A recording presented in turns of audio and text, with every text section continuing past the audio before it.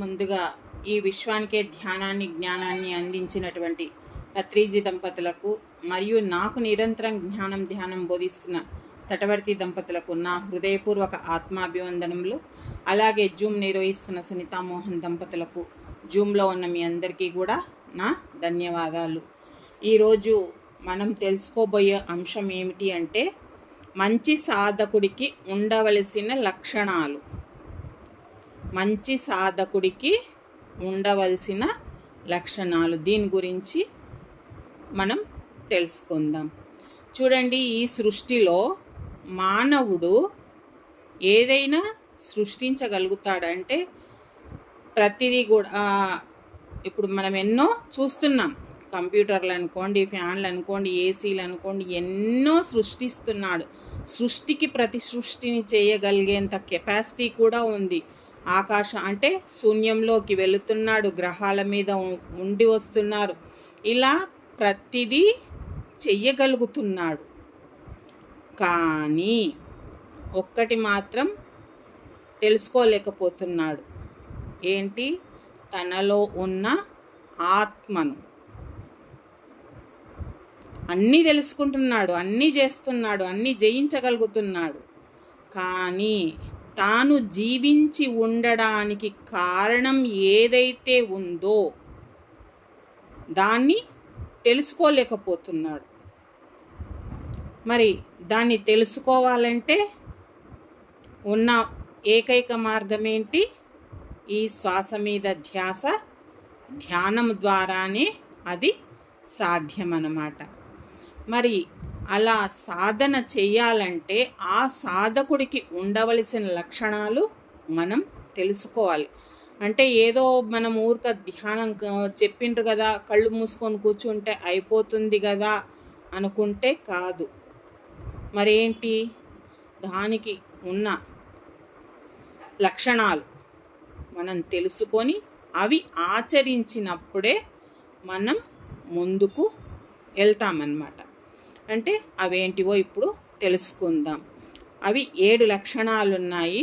ఏంటి అంటే భూదేవి లాంటి ఓర్పు ఉండాలి, పువ్వులకుండే సువాసన ఉండాలి, సూర్యుని లాంటి ప్రకాశం ఉండాలి, సింహం లాంటి నిర్భయం ఉండాలి, గురువు లాంటి ఉదారత ఉండాలి, ఆకాశం లాంటి వ్యాపక శక్తి ఉండాలి, బంధాలను వదిలించుకోవాలనే తపన ఉండాలి. ఈ 7 లక్షణాలు ఉండాలన్నమాట. వీటి గురించి మనం కొంత వివరణ తీసుకుందాం. మొదటిదేంటి? భూదేవి లాంటి ఓర్పు ఉండాలి. చూడండి, భూదేవికి ఎంత ఓర్పు అంటే ఇప్పుడు మనము ఇండ్లు కట్టుకోవాలన్నా, డ్యాములు నిర్మించాలన్నా ఎన్నో తవ్వకాలు తవ్వుతూ ఉంటాం. మరి అలాంటప్పుడు భూమి మనని ఏమైనా అంటుందా అంటే ఏమీ అనదు. మనం ఎన్నో విధాల ఆ భూమిని ఉపయోగించుకుంటుంటాం. ఎన్ని విధాల ఉపయోగించినా ఆ భూమాత నుంచి ఒక్కటి కూడా మాట మనకి రాదనమాట. ఎంతో ఓర్చుకుంటుంది. ఇంకా ఏం చేస్తుంటాం? మనం తిని ఉమ్మియడం, పాన్ పరాకులు కానీ 1, 2 ఎక్కడంటే అక్కడ చేసేస్తుంటాం. చూడండి, మన ఇంట్లో పిల్లలే ఒక 2 సంవత్సరాల లోపు పిల్లలు చేస్తే 1 కానీ 2 కానీ చేస్తే అసహించుకోం. కానీ అదే 3 years అట్లా పెద్ద పిల్లోడైనప్పుడు చేసిండే అనుకో, ఏమొచ్చిందిరా నీవు ఇట్లా చేసినావని తిడతామా లేదా? తిడతాం కదా. కానీ భూమాత అలా ఏమన్నా మనని అసహించుకుంటుందా? అసహించుకోదు, ఓర్చుకుంటుంది. భూమాత తర్వాత అంత ఓర్పు ఎవరికి ఉంది అంటే ద్రౌపదీ మాతకు. ద్రౌపదీ మాత కూడా భూమాత ఎంత ఓర్చుకుందో అంత ఓర్చుకుందనమాట. అయితే మరి ఇక్కడ మనకు భూమికి మన సాధనకు ఏమిటి లింకు అంటే ఆ భూమాత ఎలా ఓర్చుకుందో మనం కూడా సాధన చేసేటప్పుడు మనకెన్నో నొప్పులు వస్తుంటాయి, ఏమేమో కలుగుతుంటాయి. అంటే కొందరికి నడుముల నొప్పులు రావడము, కొందరికి కాళ్ళు తిమ్మిర్లు రావడము, కొందరికి చేతులు బరువెక్కడము, ఇలా రకరకాలుగా జరుగుతుంటాయి. అవన్నీ కూడా ఓర్చుకోవాలి. ఓర్చుకున్నప్పుడే మనము ఈ ధ్యానంలో ముందుకెళ్ళగలుగుతాము. చూడండి, ఇప్పుడు నీళ్ళు కావాలి అని ఒక బోర్ వేయాలని చూసిండ్రు. బోర్ వేయాలని చూసినప్పుడు ఒక 10 ఫీట్లు వేసి నీళ్లు రాలేదు అని ఇంకోతోనో 10, ఇంకోతోనో 10, అలా ఓ 10 జాగల్లో 10 ఫీట్లు వేసినారనుకోండి, అదంతా ఏంటి, వృధాయే కదా. కానీ అదే 10 జాగల్లో కాకుండా ఒక్కటే ప్లేస్లో ఆ 100 ఫీట్లు వేస్తే నీకు నీళ్లు దొరుకుతాయా లేదా, లభ్యమవుతాయి కదా. అలాగే మన ధ్యాన మార్గంలో, ఈ ధ్యానం చేసేటప్పుడు నొప్పులు వచ్చినా ఏది వచ్చినా ఓర్చుకోవాలి. కొంచెం ఈ నొప్పులు నేను భరించలేనబ్బా, నా వల్ల కాదు, నాకు ఎలాంటి అనుభవాలు లేవు అని వదిలేస్తే మనం ఎలాంటి లాభము పొందలేము. ఎంతగా ఓర్చుకుంటామో అంతగా లబ్ధి పొందుతామన్నమాట.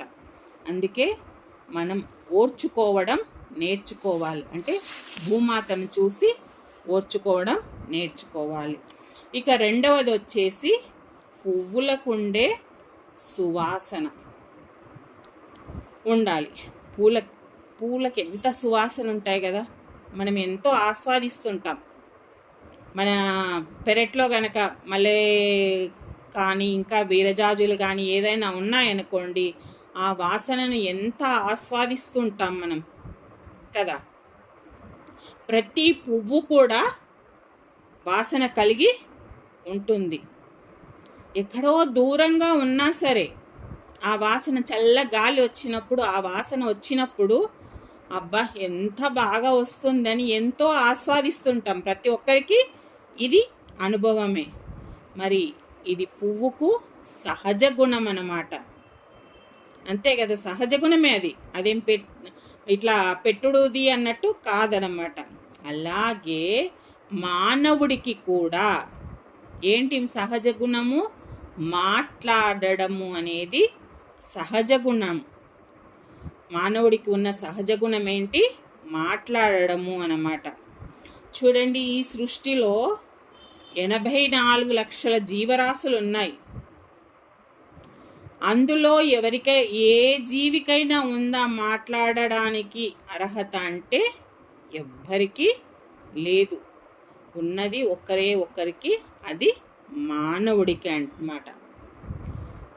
ఆ మానవుడు ఏం చేయాలి, ఈ మాటలను చాలా జాగ్రత్తగా మాట్లాడాలి. ఏదో మన నోటికి ఏదొస్తే అది మాట్లాడడం కాదు. నీ నోటికి ఏదొస్తే అది మాట్లాడితే ఏమవుతుంది, ప్రతి మాట కూడా కర్మగా లిఖింపబడుతుంది.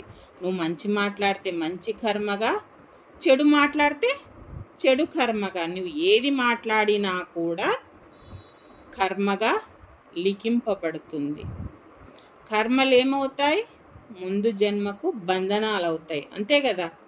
అందుకని మనం ఏం చెయ్యాలి, మాట్లాడే ప్రతి మాట కూడా చాలా ఎరుకతో, జాగ్రత్తతో, ఏం మాట్లాడుతున్నాను, నా మాట వల్ల ఇతరులు ఏమైనా బాధపడుతున్నారా, నేనేమైనా పొరపాటుగా మాట్లాడానా, ఇలా ప్రతిదీ కూడా చూసుకొని ఎవరితో అయితే మాట్లాడుతున్నావో వారితో ప్రేమగా, సౌమ్యంగా, నొప్పించకుండా మాట్లాడాలి. ఇతరులను నొప్పించకుండా, తాను బాధపడకుండా మాట్లాడాలి. అందుకే మన గురువుగారు ఏం చెప్తారు, పత్రి గారు, నీవు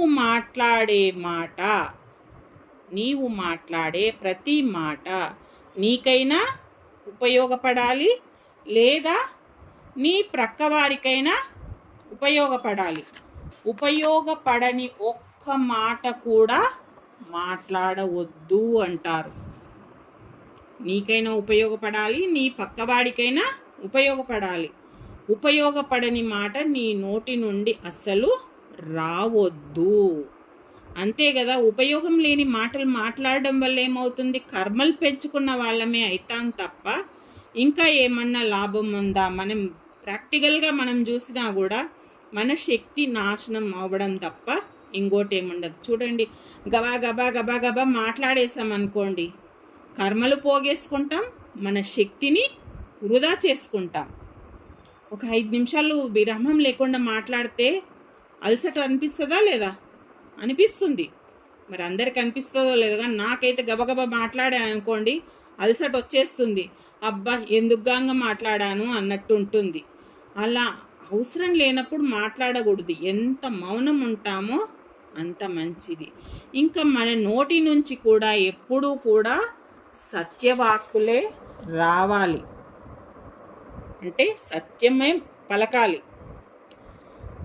ప్రేమతో మాట్లాడడం ఏమవుతుంది? ఎవరితోనైనా సరే ప్రేమతో మాట్లాడితే వాళ్ళు మనకు స్నేహితులుగా అవుతారు.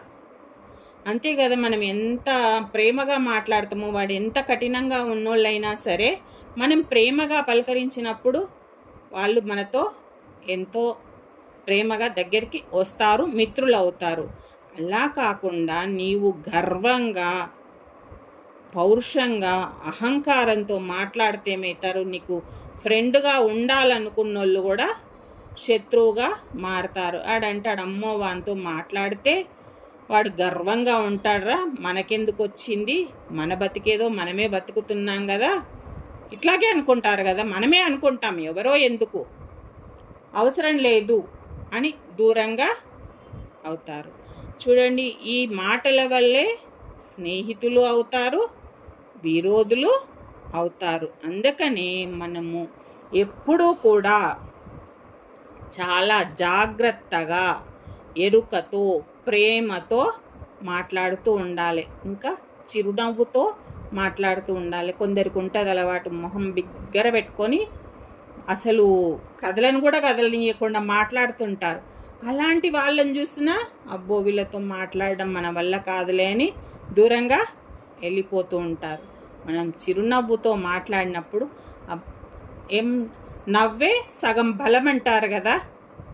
మామూలుగా అంటాం కదా, మనం నవ్వుతూ మాట్లాడితే అబ్బా వాళ్ళతో దగ్గరికి వెళ్తే వాళ్ళు చెప్పే విషయాల వల్ల నాకు సగం బలం వచ్చినట్టుంది, ఆమె దగ్గర సలహా తీసుకుంటే ఎంతో బాగుంటుంది అని మనమే అనుకుంటుంటాం. ఎవ్వరిని నిరుత్సాహపరచకూడదు.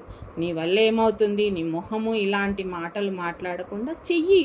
ఇప్పుడు కాకుంటే ఇంకోసారి సాధించగలుగుతావు. ఇలా ప్రోత్సాహకరమైన మాటలే మాట్లాడాలి అన్నమాట. ఎప్పుడైతే మనం ప్రోత్సాహంగా మాట్లాడతామో భగవంతుడు కూడా మనని మెచ్చుకుంటాడనమాట. అంటే మనం ప్రేమతో, కరుణతో చెప్తుంటే ఆ భగవంతుడికి కూడా వీడిలో ఈ గుణాలు ఉన్నాయి అనేది అతనికి కూడా నచ్చుతుంది. ఎవరికి? ఆ భగవంతుడికి కూడా.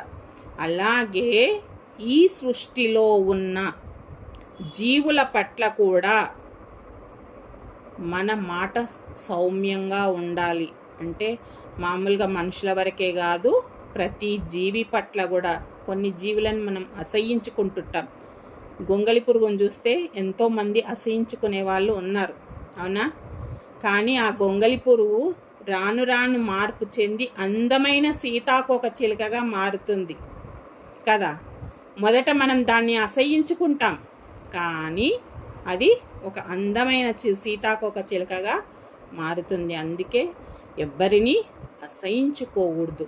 మన మాటలు ఎలా ఉండాలి అంటే ఆ పువ్వుల నుండి సువాసన వచ్చినప్పుడు ఎంతగా ఆస్వాదిస్తామో అలా మన మాటలు కూడా అలాగే ఉండాలి. చూడండి, ఎక్కడైనా చెడు వాసన ఉంటే ఇలాంటి పువ్వుల సువాసన వల్ల ఆ చెడు వాసన వెళ్ళిపోతుంది. అలాగే మన మాటల వల్ల ఎంత కోపంలో ఉన్నైనా మనం మంచిగా మాట్లాడామనుకోండి, వాళ్ళు కూడా ప్రశాంతమైన మాటలు మాట్లాడగలుగుతారనమాట. ఇక మూడవది, సూర్యుని లాంటి ప్రకాశం ఉండాలి. మూడవది ఏంటి? సూర్యుని లాంటి ప్రకాశం ఉండాలి. అంటే సూర్యునిలా ప్రకాశం అంటే సూర్యుని ఎలా ఉంటుంది ప్రకాశం? ప్రపంచమంతా తన ప్రకాశాన్ని ఇస్తుంటాడనమాట. అలాంటి లక్షణాలు, సూర్యునికి ఏ లక్షణాలు అయితే ఉన్నాయో మనం ఆ లక్షణాలు, ఆ గుణాలు తెలుసుకొని అలా జీవించాలి అన్నమాట. చూడండి, సూర్యుడికి ఏమైనా పక్షపాతం ఉంటుందా? అస్సలు ఉండదు. తన వెలుతురుని ఎక్కడైనా సరే ప్రసరింపచేస్తాడు. వీడు బీదవాడు, వీడు గొప్పవాడు, బీదవాడి మీద నేను చెయ్యను, గొప్పవాడి మీదనే ప్రసరింపజేస్తాను అనేది ఉండదు. ఊరి గుడిసె అయినా, మహారాజు బంగ్లా అయినా, ఏది అయినా తన కిరణాలను ఒకే విధంగా ప్రసరింప చేస్తాడు. మనకు అన్నమాచార్య కీర్తన ఉంది కదా, బ్రహ్మమొక్కటే పరబ్రహ్మమొక్కటే అని. ఆ పాట ఉంది కదా, అందులో ఏం చెప్పాడు? ఎక్కడైనా ఒక్కటే అని. అలాగే ఈ సూర్యుడు కూడా ఎక్కడైనా ఒకే విధంగా ఉంటారన్నమాట. తన పర భేదం అనేది లేదు.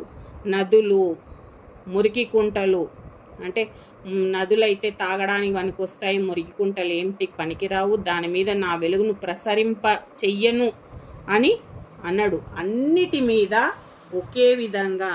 అలాగే పుణ్యక్షేత్రాలు అనుకోండి, పుణ్యతీర్థాలు అనుకోండి, ఇలా ప్రతి దాని మీద కూడా తన వెలుగును ఒకే విధంగా ప్రసరింపచేస్తాడు.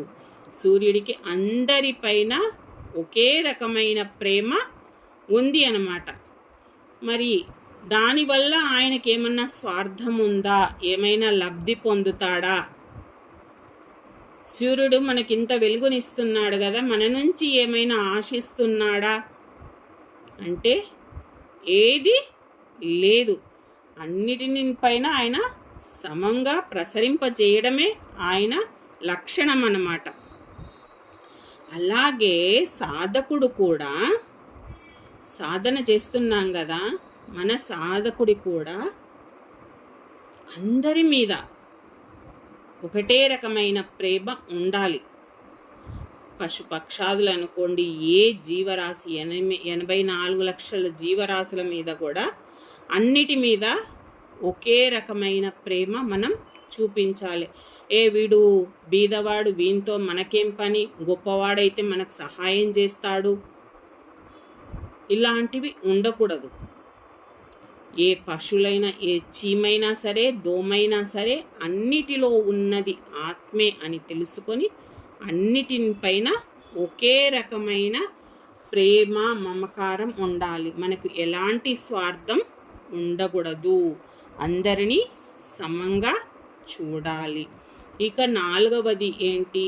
సింహం లాంటి నిర్భయం ఉండాలి.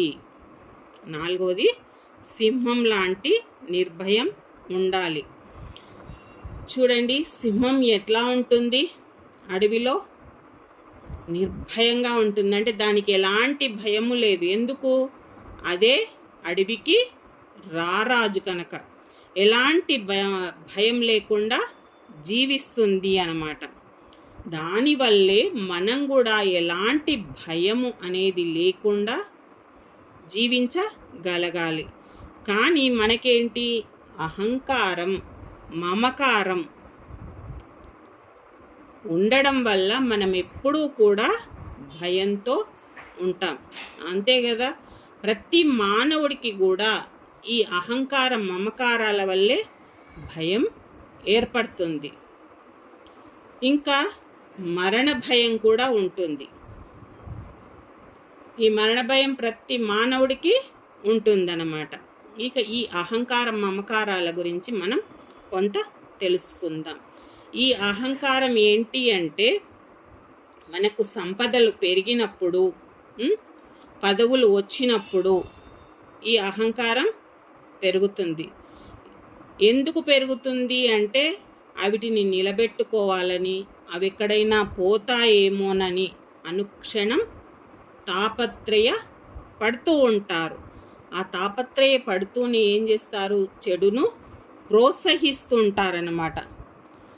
ఇంకా చెడు దారుల్లో కూడా వెళుతూ ఉంటారు, పాపాలు చేస్తూ ఉంటారు. ఆ అహంకారమే లేకపోతే వీళ్ళు మంచి మార్గంలోకి వెళ్ళడానికి ప్రయత్నించవచ్చు.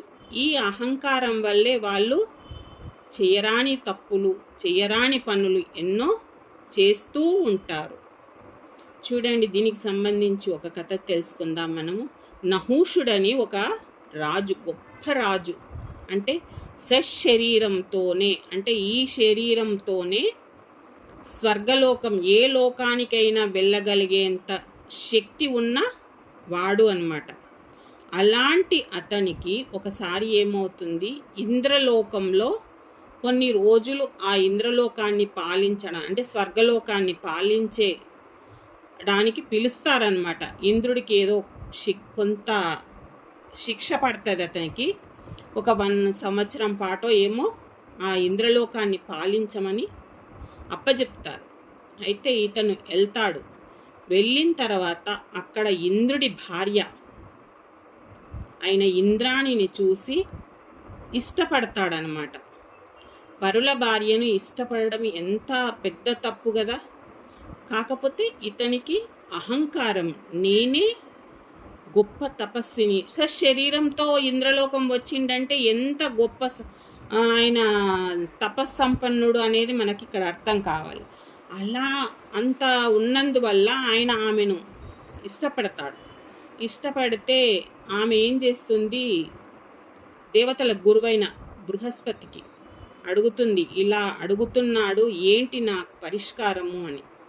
అప్పుడు ఆయన చెప్తాడు, ఏంటి అంటే 7 ఋషులు ఉన్నారు కదా, ఆ 7 ఋషులను పల్లకిలో ఆయన కూర్చొని వాళ్ళు మోసే విధంగా తీసుకొని రా అని చెప్తాడు. ఆమె అలాగే చెప్తుంది, నిన్ను పల్లకిలో కూర్చోబెట్టుకొని 7 ఋషులు మోసుకొని వస్తే నేను నీ దగ్గరికి వస్తాను అని చెప్తుంది. సరే, అయితే ఆ 7 ఋషుల్లో ఒక అతను కొంచెం పొట్టిగా ఉంటాడనమాట. పల్లకి ఏమవుతుంది, ఎగుడు దిగుడు అవుతుంది కదా. అలా ఎగుడు దిగుడు అయినప్పుడు ఆ ఋషిని కాల్తో తన్నడం జరుగుతుంది నహూషుడు. తన్నినప్పుడు వాళ్ళు 7 ఋషులంటే ఎంత వాళ్ళకు తపశ్శక్తి ఉండొచ్చు. అలాంటి వాడిని తంతే వాళ్ళు ఊరుకుంటారా? అతడు శపిస్తారనమాట, నీవు భూలోకంలో కొన్ని 1000 సంవత్సరాలు బలివై పడుందుగాక అని. అప్పుడు ఆ అహంకారం అనేది దిగిపోతుంది. అహంకారం వల్ల చూడండి, ఎంతో తపస్సు సంపాదించుకున్నవాడు, ఎన్నో శక్తులున్నాయి అన్నీ ఉండి కూడా అహంకారం వల్ల ఏమైంది, మొత్తానికే మానవ జన్మ నుంచి క్రిమికీటక జన్మల్లోకి రావలసి వచ్చింది. ఎంత నష్టపోయిండు. అలా అహంకారం పెంచుకోకూడదు. ఇప్పుడు మనం సాధన చేస్తున్నాం. సాధన చేసేటప్పుడు మనకి ఏవేవో అనుభవాలు కలగవచ్చు. నాకే అనుభవాలు వచ్చినాయి, కొందరికి శక్తులు వస్తాయి. ఇంతకుముందు ఎన్నోసార్లు సునీత మేడం చెప్పింది కదా, మనకి ఎన్నో శక్తులు వస్తాయని. నాకు వచ్చాయి అని నువ్వు కనుక అహంకారం పెంచుకున్నావే అనుకో, ఏమవుతుంది, ఎప్పుడో పడిపోవడం జరుగుతుంది. అలాగే మమకారం వల్ల కూడా భయం అనేది ఏర్పడుతుంది. ఏంటి అంటే సహజంగా ఏంటి, భార్య మీద మమకారం, పిల్లల మీద మమకారం, డబ్బు మీద మమకారం, బంధువుల మీద మమకారం, మన కులస్తుల మీద మమకారం, ఇలా ప్రతి ఒక్కళ్ళ మీద మమకారం ఉంటుందన్నమాట. ఈ భార్యా పిల్లల మీద మమకారం వల్ల ఏం చేస్తారంటే ఎన్నో అబద్ధాలు ఆడతారు, ఎన్నో మోసాలు చేస్తారు, ఎన్నో పాపాలు కూడా చేస్తారు. ఎందుకు, వాళ్ళ అడిగినవి మనం చెయ్యకపోతే. ఇప్పుడు పిల్లలు ఏదో ఒకటి అడిగింటారు, ఒకటి మంచి ఫోన్ కావాలని అడిగింటారు అనుకోండి, స్తోమత లేకుంటుంది. లేనప్పుడు ఏదో ఒక తప్పుడు పని చేసి ఆ ఫోన్ కొనాల్సి వస్తుంది. అలా కొనకపోయిండనుకో, నా కొడుకు నన్ను వదిలిపెట్టి వెళ్తాడో ఏమో, ఇలాంటి భయం ఉంటుంది కదా. దానికోసం ఏం చేస్తారు, తప్పుడు పనులను ప్రోత్సహిస్తాడు. అంటే ఇప్పుడు బ్యాంక్ ఏదో ఒక ఆఫీస్లో పని చేస్తుంటారు, లంచాలు తీసుకోవడము, లేదంటే ఇంకా ఏదో ప్రోత్సహించడము, ఇలా చేస్తుంటారు. చేయకూడని పనులన్నీ చేస్తూ ఉంటారు. అలా చేసినప్పుడు ఏమవుతుంది, మనం పాపం మూట కట్టుకున్న వాళ్ళం అవుతాము. ఈ సాధనలోకి వచ్చిన వాళ్లకు ఈ మమకారం కూడా ఉండకూడదు. ఉండాలి అంటే భార్యలను చూడొద్దు, పిల్లలను చూడొద్దు, ఇదంతా కాదు, చూడాలి. నీకు ఏది అవసరమో అంతవరకే ఉండాలి అన్నమాట, అంతకు మించి ఉండకూడదు. ఇలాంటి భయాలు లేకపోతే మనం ఏం చేస్తాం, ఎప్పుడు సత్యంలోనే జీవిస్తామన్నమాట. ఇంకా ఈ అజ్ఞానం వల్లనే మనం ఏంది, శరీరం నేను అనేది తెలుసుకోలేకపోతున్నాం. అంటే ఈ అహంకారం, మమకారం అంతా నా వాళ్ళే, నా కుటుంబమే, నా పిల్లలే ఈ అనుకోవడం వల్ల ఈ శరీరం నేను అనేది తెలుసుకోలేకపోతున్నా, శరీరం నేను కాదు అనేది తెలుసుకోలేకపోతున్నామన్నమాట. ఈ శరీరమే నేను, ఇది నశించిపోతుందో ఏమో, నేను మరణిస్తానో ఏమో అనే భయం కూడా ఉంటుంది. మరణ భయం అని చెప్పుకున్నాం కదా, అది ఉంటుంది. కానీ మనం ఆత్మలము, మనకి ఎలాంటి చావు లేదు అనేది తెలుసుకోవాలి. అది తెలుసుకోవాలంటే ఏంటి, మనకున్న ఏకైక మార్గం శ్వాస మీద ధ్యాస, ధ్యానం. దాని ద్వారానే మనం తెలుసుకుంటాం, అంతకు మించి వేరే మార్గము లేదు. అందుకని మనం సాధన బాగా చేయాలి. అలా చేసినప్పుడే, సాధన ఎప్పుడైతే తీవ్రంగా చేస్తావో నువ్వు, అప్పుడు ధైర్యంగా ఉండగలుగుతావు. ఆ సింహం అడవిలో ఎంత నిర్భయంగా జీవిస్తుందో నీవు కూడా అంత నిర్భయంగా జీవించగలుగుతావు. ఇక 5వది, గురువు లాంటి ఉదారత ఉండాలి. గురువు లాంటి ఉదారత. చూడండి, కొందరు బాధ గురువులు, బోధ గురువులు ఉంటారు. ఇలాంటి వాళ్ళంతా కూడా ఏంటి అంటే మన దగ్గర నుంచి ఆశిస్తారన్నమాట. ధనం అనుకోండి, ఏదైనా ఆశిస్తూ వాళ్ళు వాళ్ళ జ్ఞానం మనకి బోధిస్తూ ఉంటారు. కానీ అసలైన సద్గురువు అంటే మన పత్రి గారు అనుకోండి, తటవర్తి గారు అనుకోండి, సునీత మేడం అనుకోండి, వీళ్ళంతా ఏమన్నా ఆశిస్తున్నారా మన జ్ఞానం బోధించేటప్పుడు? ఏమీ ఆశిస్తలేరు. అసలైన సద్గురువు ఏంటి అంటే ఏమీ ఆశించకుండా మనకు జ్ఞానాన్ని ఇస్తారన్నమాట. ఇంకా కొందరు శిష్యులు ఉంటారు, మనకిప్పుడు ఎన్నో చెప్తుంటారు కదా, తటవర్తి సార్ జూమ్లు అనుకోండి, మన జూమ్లు అనుకోండి, మీరు మంచిగా నేర్చుకోండి, మీరు క్లాసులు చెప్పండి అని చెప్పినప్పుడు అప్పుడు తలకాయ ఊపుతున్నాం, తర్వాత చూద్దాంలే, అది మీ తప్పు కాదు, అది అలా వస్తుంటుంది. అలా అని ఒక్కొక్కసారి ఆ గురువు స్థానంలో ఉన్న వాళ్ళకి విసుగు అనిపించినా విసుగు తెచ్చుకోరు. ఇప్పుడు మనం సునీత మేడంనే చూసుకుందాం, మిమ్మల్ని ఎంత ప్రోత్సహిస్తుంది. మీరు ఒక్కొక్కసారి వెనకడుగు వేసినా కూడా మళ్ళీ ఏం చేస్తుంది, మధ్య మధ్యలో ఏదో ఒక రకంగా వీళ్ళని ముందుకు తీసుకురావాలి, వీళ్ళు కూడా నా అంతటి వాళ్ళు కావాలి అని ఎన్నో రకాల ప్రయత్నం చేస్తుందా లేదా? చేస్తుంది కదా. అలా సద్గురువు లక్షణం ఏంటి అంటే అదే అన్నమాట. ఎలాంటి శిష్యుడు ఎంత విసుక్కున్నా కూడా, బాధ పెట్టినా కూడా విసుక్కోకుండా, బాధపడకుండా తన అంతటి వాడిని చెయ్యాలి అని చూస్తుంటారనమాట. సద్గురు యొక్క లక్షణం అది అన్నమాట. అంత ఉదార స్వభావం ఉండాలి మనకు కూడా అన్నమాట. అంతటి ఉదార స్వభావం ఉన్న వాళ్ళని ఎవరితో పోలుస్తారు తెలుస్తా? ఆ పరబ్రహ్మతో పోలుస్తారు. అంటే ఆ భగవంతుడితోనే పోలుస్తాడు. అందుకని ఈ సాధకుడు కూడా అంతటి ఉదార స్వభావం మనకు కలగాలి అన్నమాట. అంటే మనం ఇవన్నీ అలవర్చుకోవాలి. ఎప్పుడైతే అలవర్చుకుంటామో మనం కూడా మెల్లిమెల్లిగా గురువు స్థానానికి చేరుకుంటామన్నమాట. ఇక 6వది, ఆకాశం లాంటి వ్యాపనాశక్తి ఉండాలి. చూడండి, ఆకాశం ఏంటి? అంతటా వ్యాపించి ఉంటుంది. మొత్తం ఈ సృష్టి మొత్తం వ్యాపించి ఉంటుంది. అన్ని చోట్ల, ఈ చోట ఉంది ఆ చోట లేదు అనకుండా అంతటా వ్యాపించి ఉంది. కానీ ఎవరికైనా అందుతుందా ఆకాశం? ఎవ్వరికి అందదు, ఎవ్వరూ అందుకోలేరన్నమాట. మరి సాధకుడు కూడా అందరిలో ఉండాలి, అందరికీ అందుబాటులో ఉండాలి. అంటే సంఘంలో ఉండాలి, సంసారంలో ఉండాలి, అన్నిట్లో ఉండాలి. కానీ ఏంటి? దేనిని అంటించుకోకూడదు. తామరాకు మీద నీటి బొట్టులాగా ఉండాలి, అన్నిట్లో ఉండాలి అంటారు కదా. మనసులో అద్వైతము, బయట ద్వైతము. అంటే బయట నేమో అందట్లో ఉండాలి, మనసులో మాత్రం అద్వైతం, నేను ఒక్కడిని అన్నట్టు, అంతా ఒకటే అన్నట్టు అలా ఉండాలి అన్నమాట.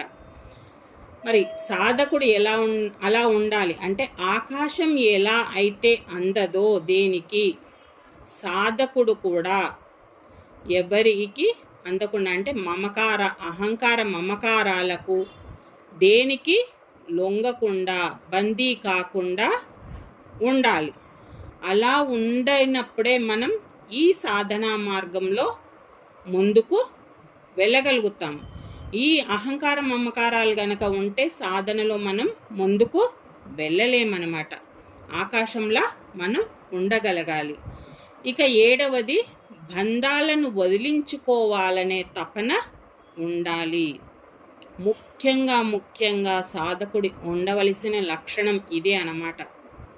ఎప్పుడైతే బంధాలలో ఉంటామో మనకి సాధన అనేది అస్సలు కుదరదు. మమకారం వల్ల బంధం వస్తుంది, అంతే కదా. మమకారం ఉన్నప్పుడు బంధం ఏర్పడుతుంది. ఇక మనం సాధన చేయలేకపోతాం. ఎందుకు? ఇప్పుడు మనం మన కుటుంబంలోనే తీసుకుందాము. ఏంటి, ఆ రోజు పిల్లలు ఎవరో వచ్చింటారు, వాళ్ళకి ఏదేదో చేసి పెట్టాలి అనుకుంటాము.